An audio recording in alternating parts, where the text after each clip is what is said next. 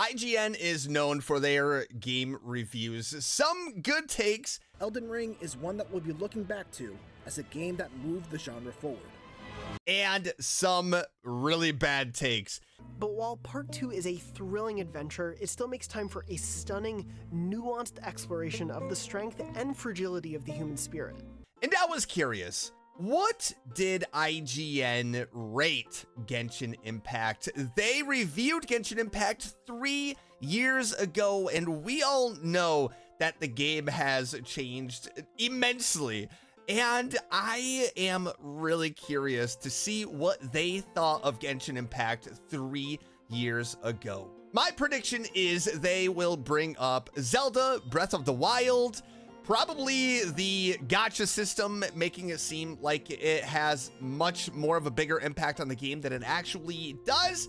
And I will say that they will rate Genshin a 6 out of 10, 6 or 7 out of 10. But I am excited to see the review for Genshin Impact 3 years ago by IGN. Make sure you hit that like button, subscribe if you haven't already, and let's watch the IGN review. Here we go!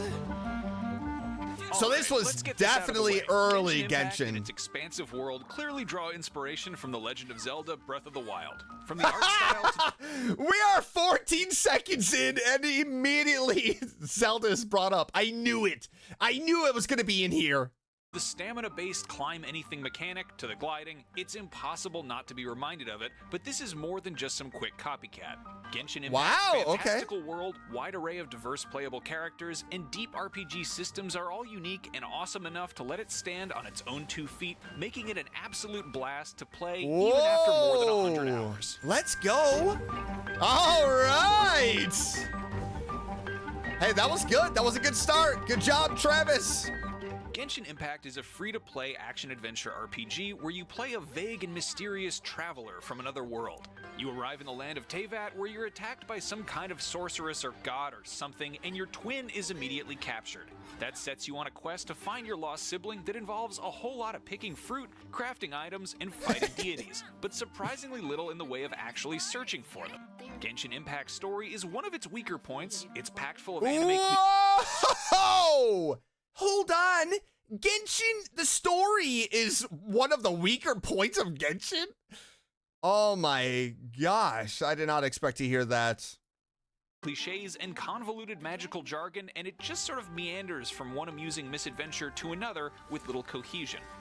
Thankfully, none of that is a deal breaker because you'll spend most of your time roaming its beautiful world and making your own stories instead of listening to people explain whatever the heck an animalculus is. Not me! And with a few exceptions, the cast of quirky characters, a whopping 23 of which are playable, are a lot of fun to interact with and play as, even if you might occasionally roll your eyes at what they have to say. 23 characters 3 years ago? How many characters are in Genshin right now?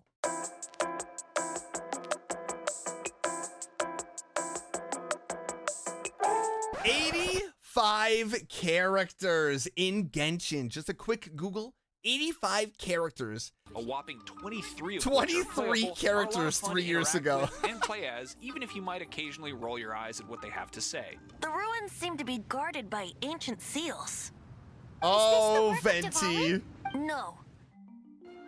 The real star here is Teyvat itself, a world absolutely bursting at the seams with possibilities. Every nook and cranny is loaded with collectibles to find, chests to open, puzzles to solve, enemies to take down, dungeons to tackle, and relentless bosses to fight. A locked chest that catches the corner of your eye might lead to an impromptu quest or multi-step puzzle. Yep. Following a fluttering blue fairy might lead to a massive combat encounter or even a lengthy boss fight. It's an addictive chain reaction of things to do. The exploration is phenomenal, as all of us know. I don't think I've ever seen the Traveler use Geo. Each with their own fighting style, abilities, and elemental affinities, you gain completely new ways of interacting with the world. A lake initially too vast to swim across becomes easily traversable with the help of a cryo-type character like Kaeya. Mountain peaks too steep to climb become scalable once you unlock Venti and his ability to create wind currents wherever he pleases. after you wish for Venti, I wish it was, you know, you play the game long enough, all of a sudden, there you go, you have Venti. But, that was cute. Combat revolves around instantly switching between a party of up to 4 characters to shoot, hack, and blow up a broad assortment of enemy types. Each character comes equipped with their own elemental type and a few abilities that utilize that element. By strategically switching between characters mid-fight, you can unleash some seriously effective combos.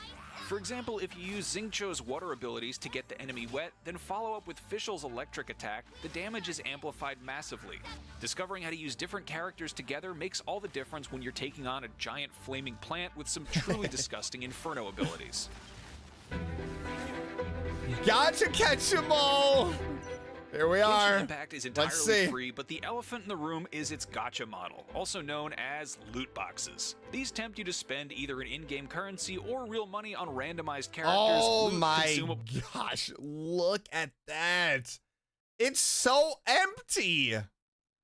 And more. It certainly flirts with being pay to win, but manages to strike a decent balance so that those who don't want to spend a dime can still enjoy the whole game. Right, Spending money can undoubtedly provide a quick power boost, but there's nothing you can't get for free with enough luck or persistence. More importantly, these powerful weapons and characters are by no means a requirement to advance, as you can breeze through most challenges through skill and grinding alone. The real trouble— See, I kind of thought that they were going to go deep into the gacha system and kind of make it seem like it is the main part of the game, when it really isn't. Like, the story and the exploration is, the gacha is like with the characters, but you don't have to actually spend money to get characters. Like, you could just grind for primos. There's enough ways to get primo gems in order to get characters. Yes, you're not going to be able to get every single character, but you know, you could still play for free. And I thought they were going to make it into more of a negative thing for Genshin, so I'm happy they didn't. With the gacha model comes in the later stages of progression, when the grind for account-wide adventure XP and upgrade materials becomes an exponentially steeper climb. Those willing to shell out some money will definitely be able to advance through the endgame much faster than non-paying players. That said, you likely won't start noticing that wall until at least 40 or 50 hours into the more than 100 hours of content available, and exploring the world to rank up stays fun the whole way through, regardless of money spent. Absolutely. Okay, the verdict, here we go. The verdict, actually, the review was quite good. It seemed like, you know, it's all positives. All positives, except the story, that was weird, but I don't agree with it. The verdict, I'm gonna bump my prediction up to 8 out of 10. Genshin Impact is an amazing open-world adventure that draws heavily on both its Breath of the Wild and anime inspirations to create something truly special. Even if the gacha model introduces some undesirable level grinding deeper in, the excellent combat— it's not that bad. A 9 out of 10! This is one of the most exciting games of 2020. Wow! For more Genshin Impact, check out our full written review on IGN.com, or go watch some tips and tricks to get you started. And for everything else, keep it right here on IGN. Wow, a 9 out of 10. Amazing. I did not see that one coming. Overall, the review was good. I am surprised that they said that the story was lacking, but this is also early Genshin.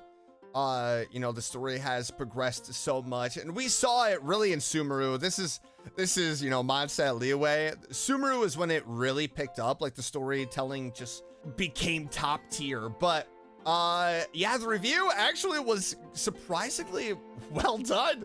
IGN did a good job. They didn't do Genshin dirty. But that is it for today's video. I found this to be quite fun. If you enjoyed it, please hit that like button. Subscribe if you haven't already, and I will certainly see you in the next one. Bye!